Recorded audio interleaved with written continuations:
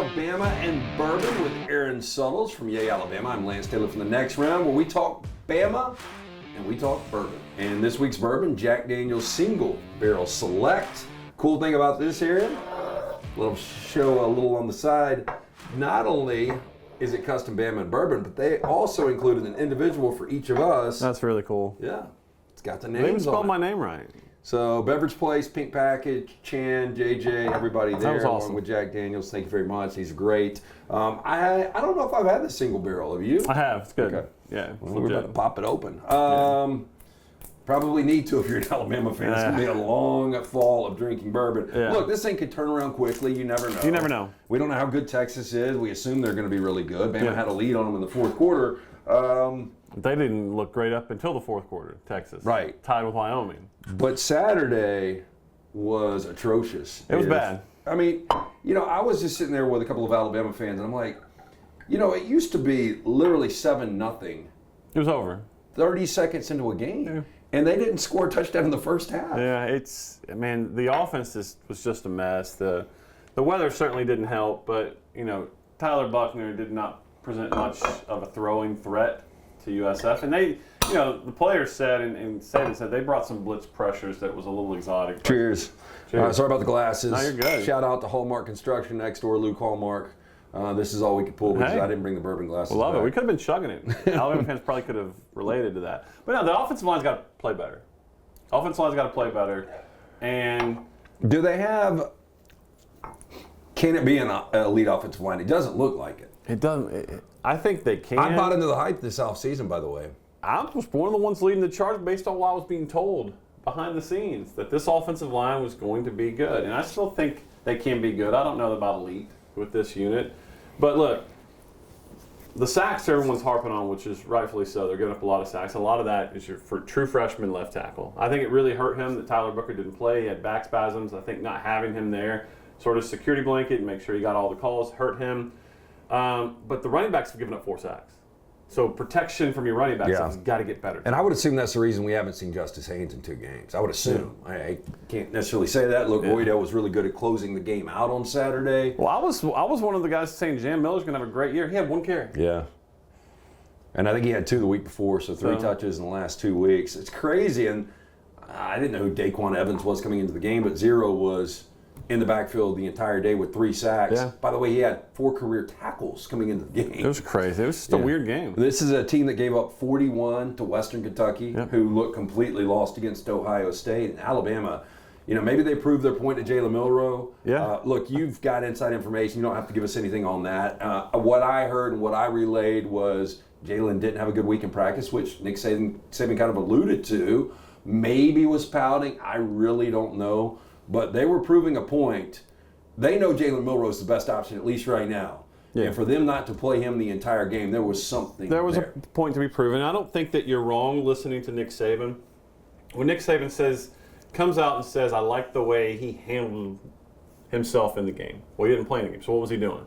Well, when we saw him, what he was doing, he was pumping up his teammates. Yep. So I think you may be hearing some stuff on the backside, which I can neither confirm nor deny, but that maybe Jalen did not conduct himself well last week in practice. Probably some truth in that. And the fact that they I think he might, you tell me if I'm wrong. Nick Saban was content on losing that game maybe to prove a point. Do you think there was any circumstance they were bringing Jalen? No, I don't either. I don't either. I don't. And I think he was just like, I think our defense is good enough that this team is not going to be able to beat us. Yeah, and look, the only 3 points USF got came off turnover. So Alabama's defense played well. Finally, some signs of life from Dallas Turner. He played well. Chris Braswell played well. So defense got after it. Yeah, look, defense to me is not going to be a problem. You can say what you want about Texas in the fourth quarter. Texas has got explosive 4- and 5-star guys. They've got an NFL quarterback. They're going to be able to score points. This is college football now. Yeah. When you hold anybody to 3 points. Anybody. Yeah, anybody. That's impressive. You just, Again, I never understood the Tyler Buckner thing, but I gave it the benefit of the doubt because Tommy Rees obviously sees something in him to have that conversation of come here and you're getting an opportunity to play. The downgrade at quarterback from Jalen Hurts to Tua to Mac to Bryce has just, it is night and day. It's precipitous. Yeah. It's a big fall off. That's a writer's word, by the way. Hey, you dodged a bullet not going to Tampa this week. I really did. Did you see that the luge they had? The weather was horrible. I was on the couch just looking at Alabama fans. How in the hell did you make the decision to go to It Tampa looked miserable. this game? And it's one thing if you won 68-3 and you felt better about the offense. You were in Vegas. I love being in Vegas in a sports book on a Saturday or a Sunday and just hearing the oohs and ahs, and you can tell what people have bet on. Did you get a feel that everybody loaded up on Alabama? Yeah, you could tell that, and I, obviously I don't play the games. You gotta be neutral and all that, but you can definitely tell. The most fun part, the entire weekend, was I can't imagine how late it was back here because it was late in Vegas when Colorado and Colorado State. 1:15 was when it ended. People so 11:15 out there, which is late for a sports book. People feel a certain way about Dion. I'm sure you guys talked about on your show today the numbers that game pulled, but like everyone. And I'm not everyone because it's hard to get anything in life unanimous, but I'd say 95% of the people were pulling for Colorado. Yeah, well, 90% of the money, I mean, that was official, was on Colorado against Colorado State. So the books really racked up on that game. But that was just a fun game to watch. That was the best game of the weekend that I saw. And look, Colorado State played their tails off. And by the way, without Dion, we never see that game. No, never see it. Like, it's crazy how somebody is going to back the Brinks truck up at him this offseason. Yeah. And he's already put it out there. He doesn't want to go to the NFL. He draws a crowd, and everyone loves him right now because they're winning and things going great. But I mean, there were people saying this team might not win more than a couple games this year. Look, I doubted them week 1 against TCU. I just felt like it's just too soon. They were 24-point underdogs for a reason. Week 2, I was like, okay, they're going to play defense down Nebraska.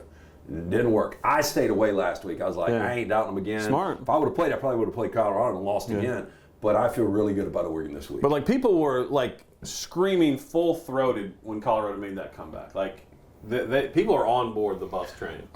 Speaking of coming up this weekend in Eugene, Bo Nix is one of 2 FBS players in the history of the game to have 50-plus touchdowns at 2 schools, Auburn and Oregon. The other guy is Jalen Hurts, who Alabama had. Yeah. Then he goes to Oklahoma. It wasn't that big of a deal for Alabama because they recovered nicely with the quarterbacks after Jalen.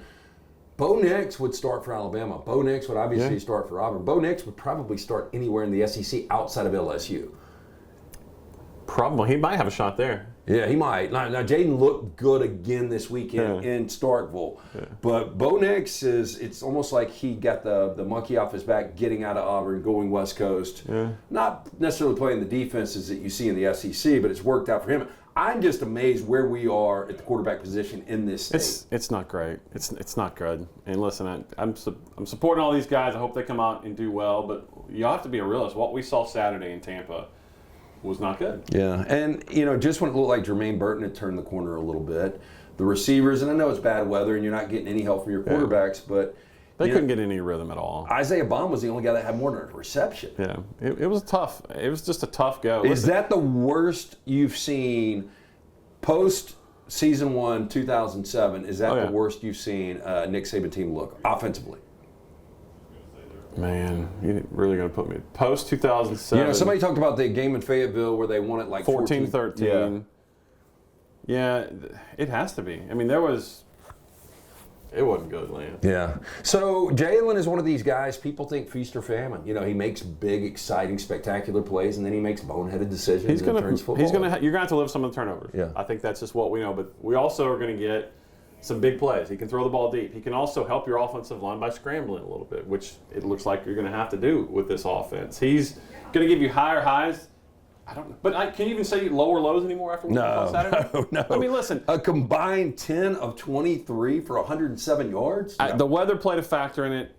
But there's a picture out there floating around of Tyler Buckner. The ball's got to be no more than 5 yards out of his hand, and it's already sideways. Yeah. And weather could certainly have been a factor. The ball could be slick and all that. I'm just saying from the way that the position was played Saturday, Alabama's going to struggle in a lot of games if they don't get better. It's Bama Bourbon with Aaron Suttles from Yale, Alabama. I'm Lance Taylor from the Next Round. Like, subscribe, tell your friends. It's on Bama Pods. And it's brought to you by the Beverage Place, Pink Package. Again, they took care of us on this. They take care of us on our bourbon each and every week. We appreciate that. Beverage Place, right by Arby's on 280, right over the Cabo River. That's Pink Package. Beverage Place over in Inverness Corners, right off of Highway 280. But anything you need, they open early, they close late, ice, mixers, of course, great bourbons, beers, anything you need for game day, they've got it. Stop in and tell them Bama Bourbon sent you. And also, Yay Alabama. How can people get involved? Yeah, Yay-Alabama. You need to if you want a quarterback. Someone sent me a message on Saturday and said, look, I'm not contributing anymore if this is the way this team's going to play. And I almost sat back and like, no, this is exactly why I need to contribute more. Right. But no, in all seriousness, Yay-Alabama.com. There's different levels of membership that will help secure the future of Alabama football, Alabama basketball, all the sports at the Capstone. Yeah, Tide Pods, like, subscribe, give us that thumbs up. We're drinking Jack Daniels, so they say picking out the perfect barrels from our single barrel whiskey is a highly selective process. Only 1 out of every 100 barrels we produce are deemed worthy of the distinction. We take the other 99, by the way. I don't know what they do with them. What are we doing? These highly coveted barrels age in the highest reaches of our barrel houses, which extreme temperature variations dramatically increase the interplay between wood and whiskey. The result is a collection of bold, robust flavors and notes of toasted oak and vanilla that are unique to each individual barrel, hand-selected from the highest reaches of the barrel house and bottled in the smallest batches. Says the aroma, a little robust, complex aroma with rich caramel, toasted oak, subtle fruit. Taste rich toasted oak, complex barrel spices. Can you taste a complex barrel spice? I don't even know what it is, but it tastes good. And the finish, the warm and lingering finish you can expect from a Jack experience. This is one of those I can sit around and I can drink it and eat and I'm good with it. Yeah, and you're going to need more of this. Alabama keeps playing this way. Yeah. Okay, so Ole Miss rolls in this weekend. Yeah. I assume you'll be there in Brighton. I will. Yeah. This is exciting for a couple of reasons. How does Alabama respond to looking so bad offensively? How does Jalen respond? And more importantly, it almost seems like deja vu. Lane Kiffin talking shit 2 years ago when they rolled in. Alabama jumped on that ass and ended up holding on and winning the game, kind of going away. Now Lane Kiffin's poking the cage again, talking about Kevin still isn't calling the plays defensively. It's Castles are crumbling. Yeah, the castle's crumbling. All this stuff's coming down. Yeah. I mean, I've never been a Lane Kiffin guy. I respect the way he calls plays. I like that he really doesn't give an F at all. He's very anti-establishment almost. He is. Do I want him to face in my program? Probably not. But with all that Definitely said, there is a lot of intrigue for this game. There is. It's Lane Kiffin. He wanted to be the first former Saban assistant to beat him, and now several former Saban assistants have beat him. So that's no longer on the table. But Yeah, I'm glad we don't really talk about that anymore. I'm so glad that's over. But Lane Kiffin, let's be honest, he's still hurt that he got embarrassed, but Nick Saban let him go before the national championship game. There's reasons why Nick Saban did that, and I'll let Nick Saban tell those stories if he wants to. Here's something. Lane Kiffin's been a head coach a long time. Yeah. Let's take the Raiders out of it. He's been a head coach at Tennessee. He's been a head coach at USC, and now at Ole Miss. And Florida Atlantic in between. That's true. Yeah. So he's had an opportunity. I don't even know how many years he's been a head coach, but he's had, I would say, because of the conferences he's been in, he's had a lot of opportunities to beat ranked teams. Yeah. This stat was sent to me today.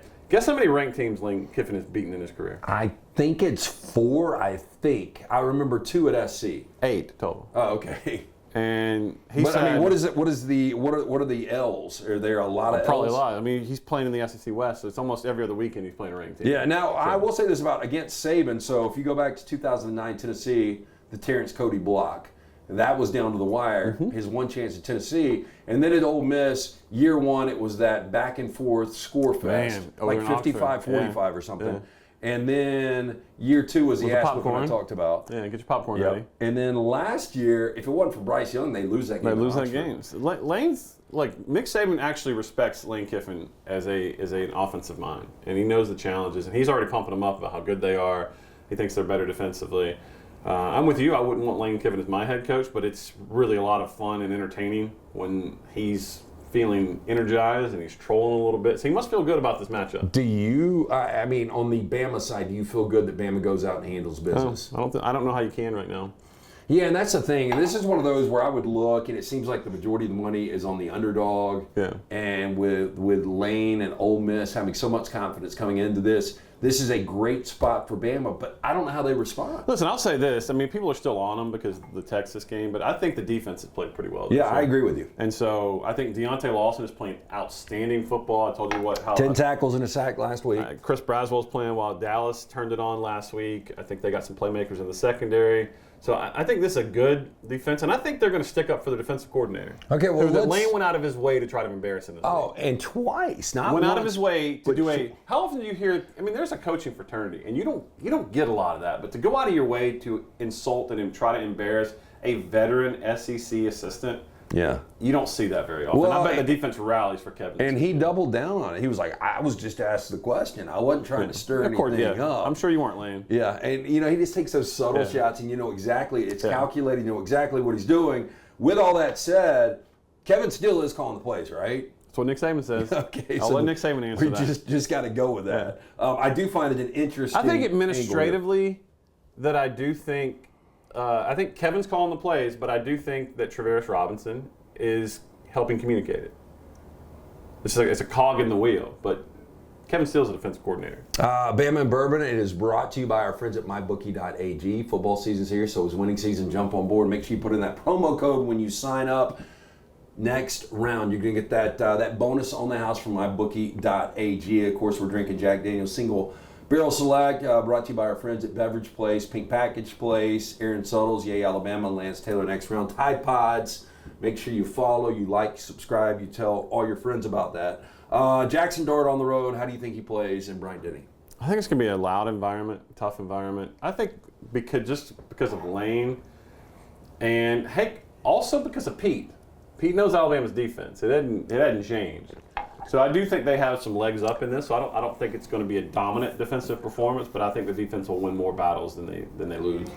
You know, watching Ole Miss so far against Tulane, they were on the ropes first three quarters. And against backup quarterback Tulane. And Tulane's best quarterback Tulane's best player is their quarterback, Michael Pratt. Not playing. I thought Ole Miss would win that game going away. They ended up covering. They won the game, but it really was in the fourth quarter. So I really don't know what you get from Ole Miss. I watched Jackson Dart when he was at SC.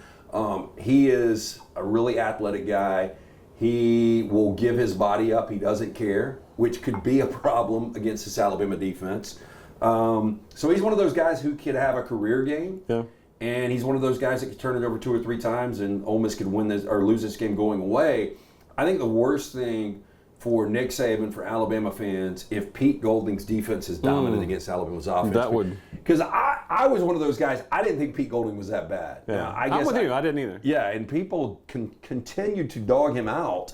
And if his defense was to go in there and hold Alabama to under 20 points and a win, it's going to be a bad look.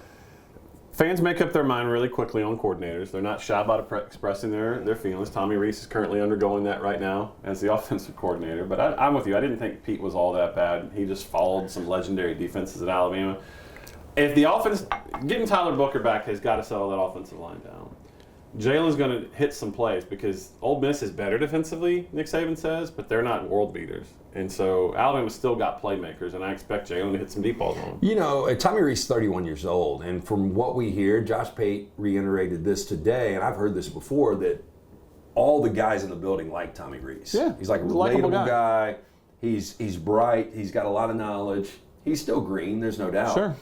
But do you think this is a situation where Nick sits down and says, hey, look, it didn't happen against Texas. We've got to have more design runs. Absolutely. I was getting ready to say that. Look, Nick Saban put his offensive coordinator a little bit behind the 8 ball by basically holding auditions during the season. So how much could you actually tailor a game plan when you didn't know who your starting quarterback is going to be? Now Nick Saban says it's Jalen Milroe. You know what his skill sets are.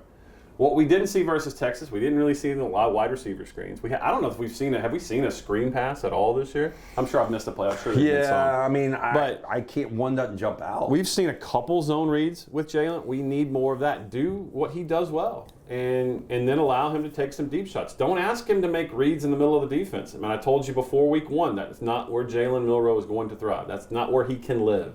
And we saw it versus Texas. Don't ask him to do that. Come up with a game plan that lets him do what he can do. So let's say, for whatever reason, he struggles over the next couple of weeks. The thing Nick Saban hates the most is turnovers. Yeah. And that was the fear with Jalen Milroe to begin with, and it came to fruition against Texas. If he turns the ball over multiple times, they lose one of their next 2 or 3 games. Who is the next go-to? It doesn't seem to be Tyler Buckner. I want to see Dylan. I do too. I mean, why would you not? You can play him in 4 games anyway. You might as well let him out there and see what he can do. And if the season is pretty much all your goals are probably over if you lose this game for the season, in terms of maybe you run the table, maybe you beat Georgia in the SEC championship game and a 2-loss team gets in, maybe. I think the big fear there is, what if Dylan plays well, and then you got a 5-star Julian Sand coming in next year that may not want to come to Alabama if a freshman starter playing well as a quarterback. Well, I mean, you can but still... can you make those decisions like that? Yeah. I don't know. That's why Nick Saban gets paid the $10 million, whatever he makes a Yeah, but year. if I'm Nick Saban, where I am in my career, and I don't need to tell him this, he's the greatest ever, but I don't want to say you made the mistake because you ended up winning the national championship, but you didn't put 2 in until that second half. And I just always thought moving forward, if a true freshman was your best option, Chip Kelly's got a true freshman right now, Dante Moore. We'll see what he's able to do on the road against Utah this week, but he felt like that's his best option. So Dante Moore's playing, and I would think Nick Saban would do the same thing. And maybe Dylan, if it doesn't work out with Jalen, maybe Dylan is, but it doesn't matter if you or me or Jim Dunaway or Ryan Brown's playing quarterback if your offensive line and your running back can't protect them. Yeah. The offensive line's got to play better. Yeah, and I am blown away just because of the offseason hype and because of some of those bodies. I mean, JC and Tyler, they can't do it all, but I thought it was going to be a solid unit, and they've still got And I still think they got a chance to be a solid unit. Yeah, and look, everything is in front of them, but like you said, man, if they were to lose to Ole Miss and have 2 losses in the middle of September, they'll be on the top 25. Season is done. Next year, different story when you go to a 12-team playoff. But they will be out of the top 25, I agree, and this will be the biggest disaster of a season. 2010, people forget they were still in it. I was in Baton Rouge for that game. If they win that game, they still, they were up on Auburn at half, and they were dominating that game. And maybe that's a different situation. I don't know. But that Alabama team was in it until deep November. And I think it was the way that they lost those games and the way the feel around that team was. The feeling around this team, only 3 games in, is not good. Yeah, it seems like the least talented. And I mean, I say that not from inside the building. I say that from a fan's perspective, the way that fans view this. Look, I'm scrolling my Facebook as we're waiting to tape the show. I see more Bama tickets for sale for a 2:30 CBS game against Ole Miss and Lane Kiffin. And so the fan base is feeling it. And those are my favorite, the 2:30s. Like, as a fan, so I'm going to Auburn in 2 weeks for Georgia. It's 2:30. I love it because I can go early in the morning, watch a game, come back, and still get back in time for a 9:30 kick. Sleep in my own bed. Those are the ones I like, so I'm a little surprised, as you are, that these tickets are selling. But I think people look at it and they're like, what the hell's going on? If Alabama does lose, next week we'll get more into player development, what is really going on inside of it. But again, they're still sitting there with only 1 loss to a top 10 team. Tyler Booker should be back. That's how I'm really going to look. If they took what they did at the end of the South Florida game, with the game on the line, when they just basically made their mind up that Roydell Williams is going to go north and south, and they went down and scored. I think not so much that mindset is what I want to see from this offensive line. That mindset of Roydell, and I don't care how many yards he had. He had a lot of yards. I don't care about the yards. I care about the pride that he played with. It mattered to him. And that better rub off on this offensive line. It better rub off on everybody on the damn offense. So 7.5 is the number right now. MyBookie.ag. You can sign up right there. You put in that promo code. Next round, you're going to get a bonus on the house at MyBookie.ag. I would lay it. I've just got. You like this Alabama team for this game, don't you? I've got to believe in Alabama in this spot. If Lane Kiffin didn't say anything, if it was one of those quiet weeks, which is impossible for him, I would totally stay away from this game. But I think because he's been poking the cage, if I'm Nick Saban, I really go in there.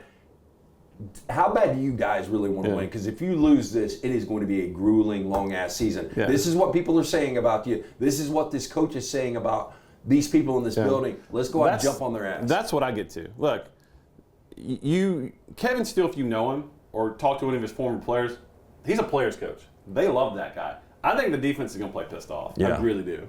Well, we'll see what happens. Again, Bama Bourbon. Tell your friends, Tide Pods, like and subscribe. It is brought to you by the Beverage Place Pink Package. Great places to go to get all of these products. Your ice, lemons, limes, mixers. They open early, they close late. 2 locations right there. One on 280, the Pink Package. One right off of 280, the Beverage Place in Inverness. Check it out. Go see Chan, JJ, fine folks up there. Also, MyBookie.ag, as I just mentioned. And yay, Alabama again. How can people get involved and buy the 5-star quarterback? That's right. Get some merch. I got some merch on. You can that is buy good-looking merch, too, man. Appreciate that. Yeah, yay-alabama.com. Join. We need you to join. Get a membership. Okay, pick up a bottle. Jack Daniel's Single Barrel Select. We both give it a thumbs up. Really good stuff. I don't know the price point on it. I would guess about $60 maybe for this bottle. I'd say 50 to 60, yeah.